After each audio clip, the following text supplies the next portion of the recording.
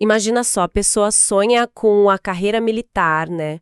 Se prepara. Sim. E aí descobre que, olha, legalmente não pode nem começar. Por quê? Porque é casada ou tem filhos. Parece um contrassenso, né? Será que isso é possível mesmo aqui no Brasil? Pois é uma pergunta que mexe com direitos muito básicos, sabe? Direito à família, escolher a profissão. Uhum. Mas, claro, também tem o outro lado, né? As exigências bem específicas e intensas da vida militar. Exatamente. Essa tensão existe. É o ponto de partida dessa história toda. E é sobre isso que a gente vai conversar hoje. Vamos fazer uma análise mais aprofundada de uma decisão fundamental do Supremo Tribunal Federal, o STF. Isso. Nossa fonte aqui é o informativo 1188 de 2025, que traz as decisões recentes. E o foco é um caso bem específico, o recurso extraordinário 1530.083, que veio lá do Rio Grande do Norte. Quem acabou gerando o tema 1388 de repercussão geral. Um tema de peso. Vamos explicar o que significa isso também. Isso mesmo. A nossa missão aqui é entender direitinho por que o STF foi lá e disse: olha, essa regra que proíbe gente com família de entrar nos cursos de formação militar é inconstitucional. E claro, quais são as consequências práticas disso, né? O que muda agora? Exatamente. Tá, vamos lá, então vamos desdobrar isso. Sem dúvida. E como você disse, a gente parte dessa tensão, né? De um lado tem os direitos fundamentais, aqueles que estão lá na Constituição. Certo? Igualdade, né? Todo mundo igual perante a lei. Liberdade de escolher a profissão. A proteção que o Estado tem que dar para a família. Direitos essenciais. E do outro lado, bom, as necessidades muito particulares da carreira militar. Pensa só, curso de formação muitas vezes é em regime de internato. Sim, dedicação total. Exige dedicação exclusiva, disponibilidade o tempo todo. E foram argumentos assim que levaram a criar essa restrição que o STF agora derrubou. Entendi. Era um choque, então, entre o direito da pessoa e o que a instituição militar via como necessário. Exatamente. Um choque entre direitos individuais e as demandas institucionais, assim, percebidas pelas Forças Armadas. Certo. Essa tensão entre indivíduo e instituição a gente vê em vários lugares, né? Mas nesse caso, como o STF, que é quem dá a palavra final sobre a Constituição, resolveu esse impasse? Qual foi o veredito? Olha, a decisão do plenário foi bem direta, bem clara mesmo. Declarou inconstitucional a norma, aquela que impediu o ingresso e até a permanência, viu? Ah, não era só para entrar, era para ficar também? Isso. Impedia a permanência de candidatos casados, ou em união estável, ou que tivessem filhos dependentes. E o STF ainda fez questão de incluir os vínculos socioafetivos, sabe? Importante esse detalhe. Sim. Tudo isso nos cursos de formação de oficiais e de praças. Ou seja, o Supremo disse que o Estado Civil, ter filhos, isso não pode ser critério para barrar ninguém de começar a carreira militar. E qual era exatamente essa norma? Onde que ela estava escrita na lei? Essa regra estava no artigo 144A da Lei 6.880, de 1980. É o famoso Estatuto dos Militares. Ah, o Estatuto. Só que esse artigo, olha que interessante, ele não é tão antigo assim. Foi incluído no Estatuto mais recentemente, por uma outra lei, a Lei 13.954, de 2019. 2019. É bem recente mesmo. Sim. E para você ter ideia de como era direto ao ponto, o texto dizia algo tipo assim: não ter filhos ou dependentes e não ser casado ou haver constituído união estável. Constituem condições essenciais para ingresso e permanência. Nossa, bem explícito. Totalmente. Não era uma interpretação, sabe? Era uma barreira legal, escrita na lei, baseada só na situação familiar do candidato. E um ponto que me chamou a atenção, lendo a decisão, e que parece fundamental, é que o STF reforçou que essa proibição não vale mesmo quando os cursos exigem aqueles regimes mais duros que a gente falou. Internato, dedicação exclusiva. Isso. Disponibilidade permanente. Quer dizer, o STF não relativizou, tipo, se for muito intenso, pode. Não, de jeito nenhum. O STF não abriu essa porta. A inconstitucionalidade foi declarada de forma ampla.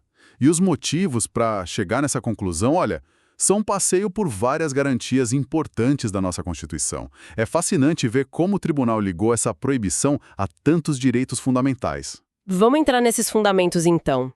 Quais foram os principais direitos que o STF disse que essa regra desrespeitava? Claro. O primeiro, e talvez o mais óbvio, né? O princípio da igualdade. Aquele que está lá no artigo 5º caput da Constituição. A base de tudo. Exato. Que diz que todos são iguais perante a lei, sem distinção. O STF entendeu que essa regra criava uma diferença entre os candidatos sem uma justificativa razoável, sabe? Sem proporção. Tratava a gente de forma diferente só por causa da situação familiar. E isso fere a isonomia na veia. Essa questão da igualdade parece mesmo central. Tratar alguém diferente só por ser casado ou ter filho soa muito discriminatório, né? Sem dúvida. E que outros direitos foram apontados? Teve mais. Sim, sim. Além da igualdade, a Corte apontou violação à liberdade de escolha profissional. Isso está garantido no artigo 5º, inciso 13. Ah, o que fala do livre exercício da profissão. Esse mesmo. Ele garante que é livre exercer qualquer trabalho, ofício, profissão, mas tem uma condição: atender às qualificações profissionais que a lei exigir. Qualificações profissionais. E aí tá o pulo do gato, segundo o STF. Ser casado ou ter filhos não tem nada a ver com qualificação profissional para ser militar. Não diz respeito à aptidão física, intelectual, psicológica para a função, entende? Então essa restrição feria a liberdade da pessoa de escolher uma profissão para a qual ela tecnicamente está qualificada. Entendi. A condição que a lei impunha não tinha relação com a capacidade de fazer o trabalho em si. Faz muito sentido.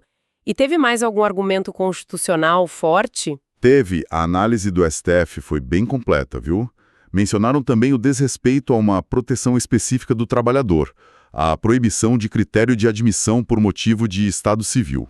Ah, essa tá lá nos direitos sociais, no artigo 7º, né? Exatamente. Inciso 36. A lei que caiu era um exemplo clássico dessa discriminação que a Constituição proíbe. E, para fechar, um ponto muito importante. A regra ia contra a proteção especial que o Estado deve dar à família e o direito ao livre planejamento familiar. Artigo 226. Isso, artigo 226. Tanto o caput quanto o parágrafo 3º, que reconhece a união estável. Na prática, o que a norma fazia era desestimular ou até impedir que o candidato formasse ou mantivesse a família se quisesse seguir a carreira militar. O que vai totalmente contra o que a Constituição diz sobre a importância da família. Exatamente. Vai na contramão. Nossa, então foi uma combinação de vários direitos fundamentais importantes que levaram o STF a essa conclusão. Não foi um argumento isolado. De forma alguma, foi uma decisão bem robusta, sabe? Com múltiplos pilares constitucionais. E o STF ainda fez questão de dizer que essa posição não é uma coisa nova e isolada. Ela está alinhada com o que a Corte já vem decidindo há tempos. Ah, já existia um precedente. Sim, o STF tem sido consistente em proibir critérios de discriminação para entrar em cargo público que não tenham uma relação direta, clara, necessária com as tarefas da função. O próprio informativo cita outras decisões, ADIs, outros recursos extraordinários. ADI são as ações diretas de inconstitucionalidade, certo? Isso, mostrando que a Corte tem mantido essa linha. A mensagem é: pode ter restrição? Pode, mas tem que ser razoável, proporcional e muito bem ligada à capacidade de fazer o trabalho. Senão, não pode. Interessante, mostra uma coerência do tribunal. Mas e os argumentos que justificavam essa restrição? Porque afinal a lei existia, foi aprovada em 2019 pelo Congresso. O que o STF disse sobre essa suposta incompatibilidade entre ter família e começar a carreira militar? Aqui me parece que foi onde a Corte deu uma virada bem interessante no argumento. Pois é, aqui o negócio fica interessante mesmo. O tribunal foi bem direto ao dizer que, olha, não foram apresentadas no processo provas concretas, dados, estudos, nada que comprovasse que ser casado ou ter filhos realmente ia prejudicar a adaptação do militar na rotina puxada dos cursos ou o desempenho dele. Então a ideia de incompatibilidade era mais uma suposição. Exato. O STF tratou essa ideia, que era a base do artigo 144-A, mais como uma presunção, sabe? Uma generalização. Não como um fato comprovado. Faltou base empírica para sustentar aquela restrição toda. E não foi só isso, né? O STF foi além, sugerindo que a experiência familiar poderia até ser positiva. Isso me pareceu uma quebra de paradigma com a visão mais tradicional. Exatamente. Esse foi talvez um dos pontos mais marcantes e, de certa forma, até surpreendentes da argumentação. O Supremo chegou a levantar a possibilidade de que a vivência familiar, ao contrário do que a lei antiga presumia, pudesse, na verdade, ajudar a desenvolver qualidades muito desejáveis no meio militar. Como assim? Mencionaram especificamente senso de responsabilidade, disciplina, maturidade. Qualidades que ter e cuidar de uma família pode sim ajudar a desenvolver. Ou seja, em vez de ser um problema, a família poderia até agregar valor ao militar em formação. Que perspectiva interessante. É quase o contrário do que a lei dizia. Uma visão bem mais alinhada com uma compreensão moderna, talvez, das relações entre vida pessoal e profissional. Sem dúvida. Reflete uma visão que não vê a família como um peso, uma distração, mas como parte da vida da pessoa, que pode até contribuir positivamente para o desenvolvimento dela, mesmo em carreiras super exigentes como a militar. É um reconhecimento importante do valor da vida familiar. E como esse caso específico, esse recurso extraordinário, chegou lá no STF? Qual foi a caminhada dele nos tribunais? Bom, a origem dele mostra como o tema era polêmico, viu? Ele surgiu depois de uma decisão do TRF-5, o Tribunal Regional Federal da 5ª Região. Que cobre vários estados do Nordeste, né? Isso, um tribunal importante. E o interessante é que o TRF-5 tinha validado a norma. Ah, é? Tinha decidido o contrário. Sim. Lá atrás, o TRF-5 tinha rejeitado um pedido para declarar esse artigo 144A inconstitucional. E no caso específico do candidato que recorreu para o STF, o TRF-5 também negou o pedido dele para anular a cláusula do edital. O edital do curso de sargentos impedia ele de entrar, justamente por ser casado ou ter filhos. Puxa, então a história não foi simples. Teve uma decisão contrária numa instância importante. Mostra que a questão dividia opiniões no judiciário. Exatamente. A decisão do TRF-5 mostra que havia uma interpretação diferente que talvez dava mais peso para as peculiaridades da carreira militar, né, e considerava a restrição válida, talvez focando na dedicação exclusiva, no internato. Entendi. A chegada do caso ao STF pelo recurso extraordinário, que é um dos jeitos de levar discussões sobre a Constituição para lá, e a decisão unânime do plenário serviram para unificar o entendimento, para dizer de vez, para o país todo, essa regra é inconstitucional. Entendi a trajetória. Agora vamos para um ponto super prático que sempre gera dúvida nessas decisões do STF, a tal da modulação dos efeitos. O que isso significou nesse caso? Modular os efeitos é uma ferramenta que o STF usa às vezes para dizer a partir de quando a decisão vale. Nesse caso aqui, da inconstitucionalidade do artigo 144A, o tribunal decidiu aplicar efeitos ex nunc. Ex nunc. O que significa isso, na prática? É latim, né? Significa, basicamente, a partir de agora.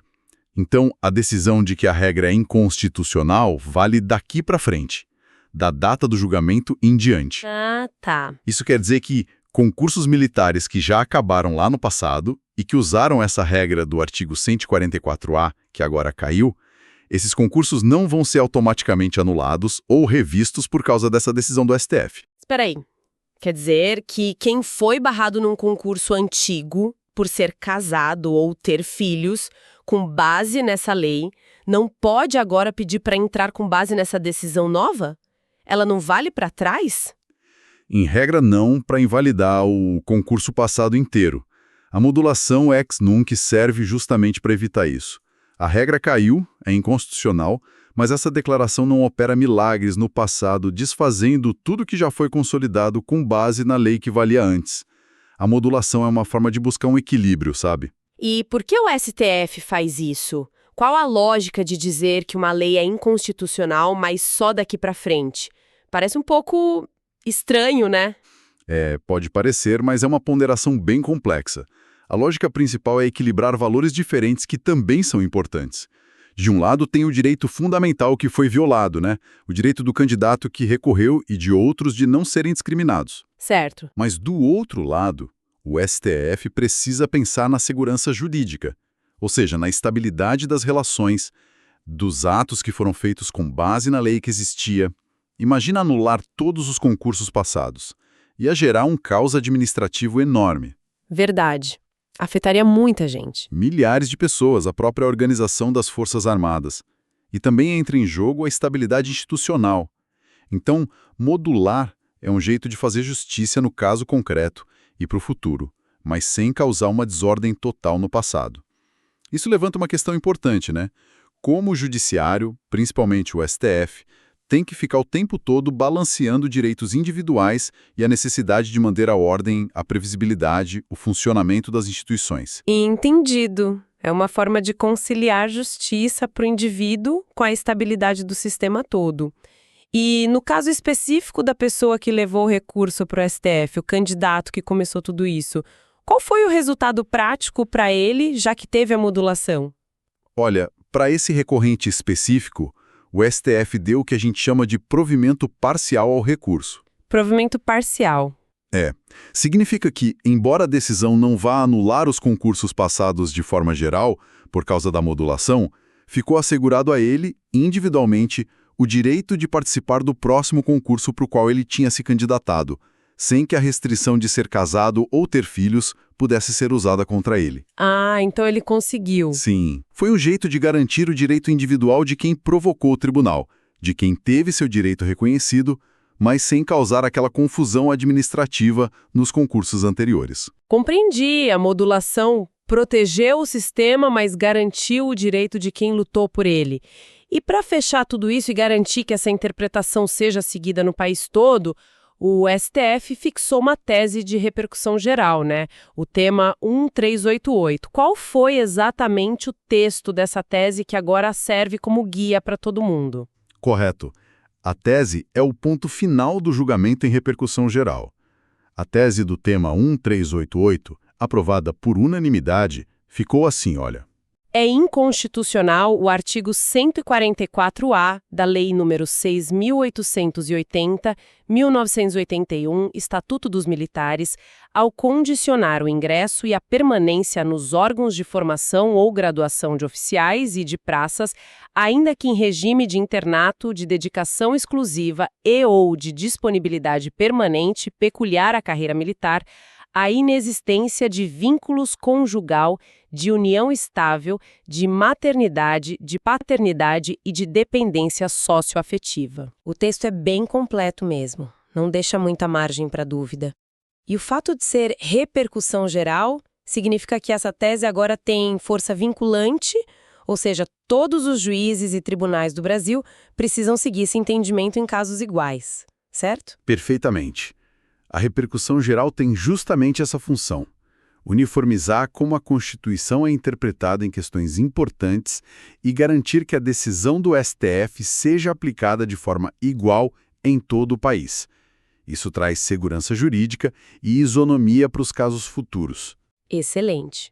Foi uma análise bem detalhada. Para quem está acompanhando a gente, será que a gente consegue fazer uma síntese rápida dos pontos principais que a gente discutiu? Com certeza. Vamos lá. Basicamente, o STF derrubou uma barreira importante para entrar na carreira militar no Brasil. Uma barreira que se baseava só no estado civil ou se a pessoa tinha filhos. Uma barreira que existia desde 2019? Isso. O Supremo disse que essa exigência era discriminatória. Não tinha justificativa razoável, mesmo pensando nas particularidades e na intensidade da formação militar inicial.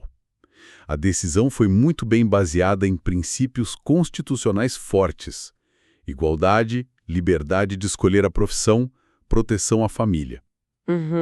E num gesto prático para manter a estabilidade, o STF decidiu que essa inconstitucionalidade só vale daqui para frente, modulando os efeitos para não bagunçar os concursos que já aconteceram. E a relevância dessa análise, eu acho, vai muito além do mundo militar, né?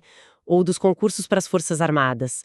É uma discussão que toca em temas maiores sobre acesso a profissões, direitos fundamentais, combate à discriminação. Exato. Esse caso é um ótimo exemplo de como direitos fundamentais como igualdade, liberdade profissional, proteção à família têm que valer e ser respeitados em todos os lugares. Mesmo em contextos com exigências profissionais específicas, intensas, como é a carreira militar. A decisão mostra o papel do judiciário de intervir para tirar barreiras que são vistas como arbitrárias, desproporcionais ou simplesmente que não têm a ver com a capacidade real da pessoa de fazer aquele trabalho. Serve quase como um lembrete para todo mundo, né? Da importância da gente sempre questionar as exigências que fazem para a gente entrar num cargo, num emprego, numa profissão. Verificar se aquela condição tem lógica, se tem a ver com as habilidades necessárias, ou se ela pode, às vezes sem querer, ou até de propósito, acabar sendo uma forma de discriminação injusta. E isso vale mesmo para carreiras que exigem muito da gente, muito comprometimento. Perfeita colocação. E isso nos leva quase que naturalmente a uma reflexão final, né? Talvez um passo além do caso que a gente analisou. A decisão do STF focou muito na falta de prova de que ser casado ou ter filhos atrapalha o desempenho na formação militar. Mas, pensando mais amplamente, até que ponto exigências de disponibilidade total, dedicação exclusiva, regimes de trabalho super intensos que a gente não vê só na carreira militar, mas em várias outras profissões de alta performance, no público e no privado, podem, na prática, bater de frente com o direito fundamental de ter e proteger a família. Um direito que a própria Constituição também garante com atenção especial. Boa pergunta. Onde é que está o equilíbrio justo entre as demandas profissionais legítimas, que às vezes são inevitáveis, e o espaço que a gente precisa para a vida pessoal, para a família, um espaço que a nossa Constituição quer proteger. Essa é uma tensão cada vez mais presente no mundo do trabalho de hoje, né? E que com certeza vai continuar gerando muito debate.